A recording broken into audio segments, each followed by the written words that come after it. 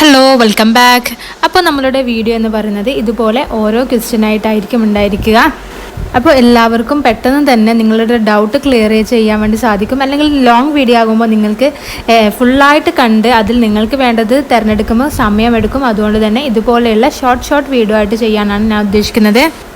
അപ്പോൾ ഇഗ്നോ 2024 ഡിസംബർ എക്സാമിന് രജിസ്റ്റർ ചെയ്യാനുള്ള അവസാന തീയതി എന്ന് പറയുന്നത് ഒക്ടോബർ 15 ആണ്. ഇതുവരെയുള്ളത് പുതിയ നോട്ടിഫിക്കേഷൻ ഒന്നും വന്നിട്ടില്ല. ഇത് എക്സ്റ്റെൻഡ് ചെയ്യുമെന്ന് തന്നെയാണ് വിശ്വസിക്കുന്നത്. അപ്പോൾ നമ്മളുടെ നെക്സ്റ്റ് ക്വസ്റ്റ്യനിലേക്ക് പോകാം. നമുക്ക് പ്രാക്ടിക്കൽ അല്ലെങ്കിൽ ഇൻറ്റേൺഷിപ്പ് പ്രോജക്റ്റ് ഇവയ്ക്ക് നമ്മൾ ഒരു തവണ നമ്മൾ അപ്ലൈ ചെയ്യുകയാണെങ്കിൽ പിന്നീട് നെക്സ്റ്റ് സെഷനിൽ അഥവാ നമ്മൾ ഈ ഒരു എക്സാം സ്കിപ്പ് ചെയ്തു അല്ലെങ്കിൽ പ്രാക്ടിക്കലിന് നമുക്ക് പോകാൻ പറ്റിയില്ല, ഇൻറ്റേൺഷിപ്പിൻ്റെ വൈവ് അറ്റൻഡ് ചെയ്യാൻ പറ്റിയില്ല, അങ്ങനെയുള്ള ഓരോ കാര്യങ്ങൾ വരുമ്പോൾ നമുക്ക് പിന്നെ രണ്ടാമത്തെ സെഷനിൽ ഒന്നുകൂടി നമ്മൾ അപ്ലൈ ചെയ്യേണ്ടതുണ്ടോ? ഇത് പലർക്കുമുള്ള ഡൗട്ടാണ്.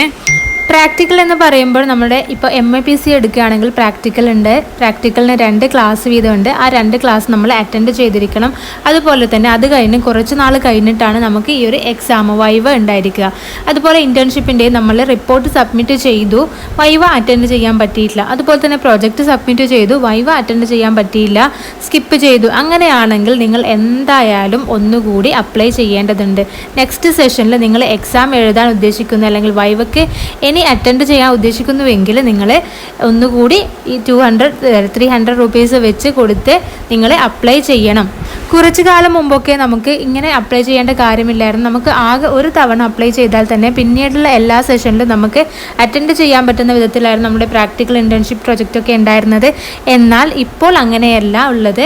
നിങ്ങൾക്ക് പ്രാക്ടിക്കലോ അല്ലെങ്കിൽ ഇൻറ്റേൺഷിപ്പ് പ്രൊജക്റ്റ് എന്നിവയുടെ വൈവ അറ്റൻഡ് ചെയ്യണം എന്നുണ്ടെങ്കിൽ നിങ്ങൾക്ക് എന്തായാലും നിങ്ങൾ അപ്ലൈ ചെയ്തിരിക്കണം.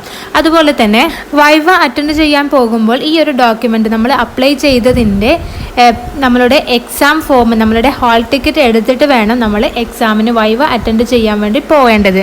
അപ്പോൾ ഈ ഒരു കാര്യം നിങ്ങൾക്ക് ക്ലിയർ ആയെന്ന് വിശ്വസിക്കുന്നു. അപ്പോൾ താങ്ക്